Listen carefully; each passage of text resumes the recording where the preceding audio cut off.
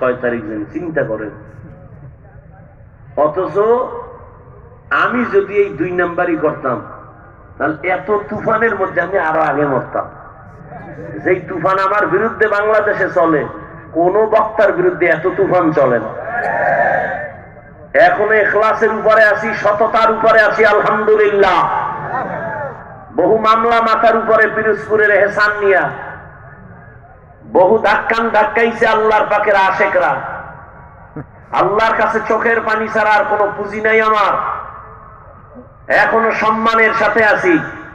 তবে আপনাকে যাবো মনের জাল মিটে না, আমগো গালি না দিলে, আপনারা আমগো দোষ দিয়েই মইরেন। দেখা হবে কিয়ামতের দিন পুলসিরাতের গোড়া ইনশাআল্লাহ। আল্লাহ হেদায়েত দান করুন। রুচি না থাকলে বিরিয়ানি দিলেও কয় ভাই ভাল লাগে না।